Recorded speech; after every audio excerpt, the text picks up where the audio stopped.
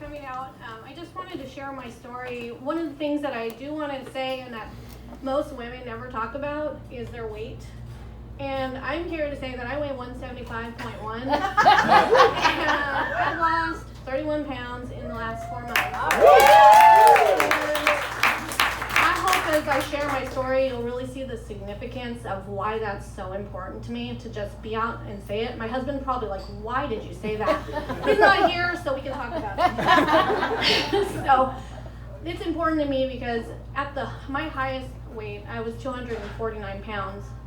I had a rare disease called Cushing's disease, and it started in 2009 with different symptoms. It's a brain tumor. It's in the pituitary gland.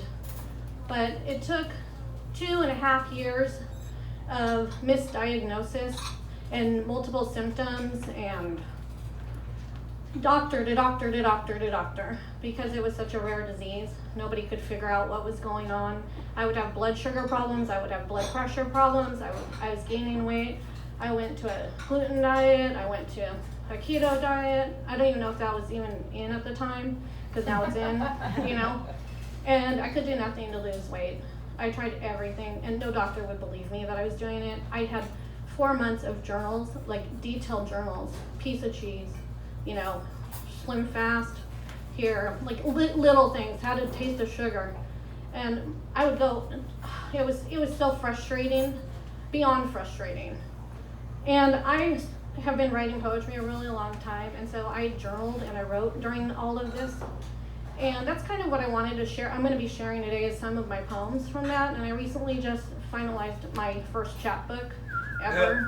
So I'm excited about that.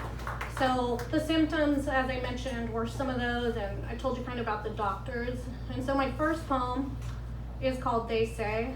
And it's about the idiot doctors that we have to deal with. So it's, they say, change your diet. From Medifast to Weight Watchers, back and forth again, from Beachbody to Tybo, it never seems to end. From vegan to gluten-free, it's healthier, you'll see. From vegetarian to pescatarian, why won't they let me be? From paleo to protein shakes, a pound here and there. From lean cuisine to fasting, the scale moves about a hair. From Pilates to yoga, no change do I see. From cycling to swimming, I've now hurt my knee. From the 3-day soup diet to cleanse my system out. From probiotics to vitamins, I begin to doubt. From 1 year to 10, no dye to wheat-free. My life has been crazy. No doctor holds the key. And that's what I learned, you know, in the last 12 years, that it's about surviving for yourself, and that's why I'm here to spread awareness for this disease. Because no doctor did hold the key. I did finally reach, and you'll hear that more at the end of the story, 2 amazing doctors who saved my life. So I've been, in 2011 is when I had my first brain surgery after finally just begging USC to say, please, test me this, test me that, you know. And I was always my advocate. Since I was an attorney, I had a folder this big, and I went into the new primary. I'm like, I know you think I'm crazy here. I think I have this disease. She's like, well, you seem to know your stuff. And I got diagnosed 3 months later after I researched it on Dr. Google, right? Dr. Google comes in handy. And then after the diagnosis, it was fast. They're like, you need to have surgery.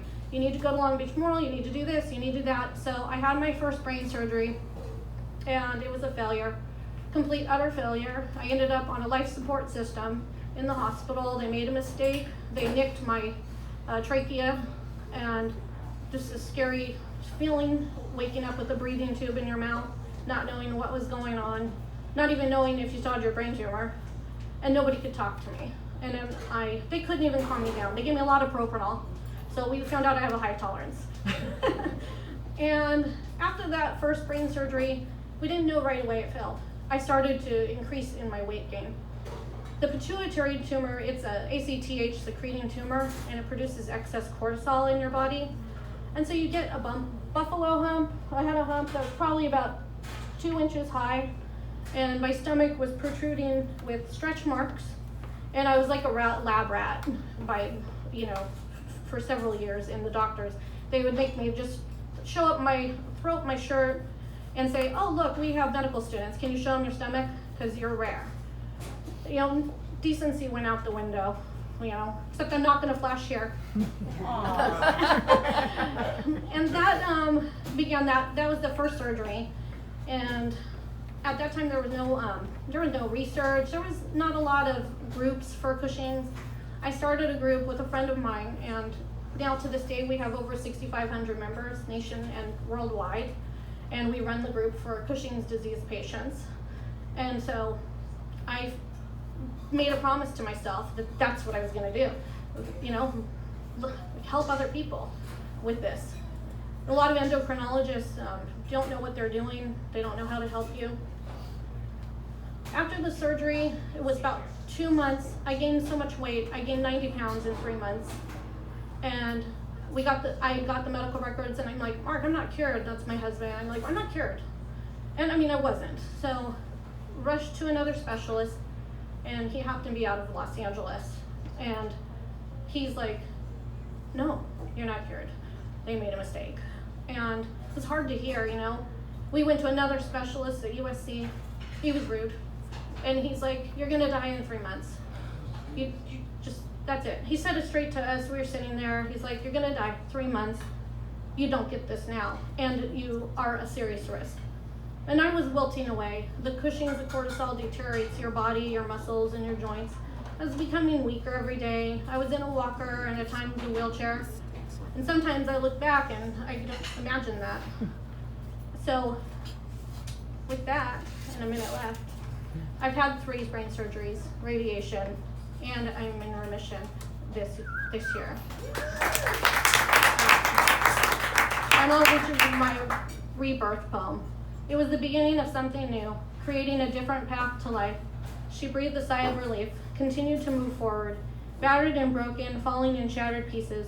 She mourned the loss of the old life, like her own tragic death.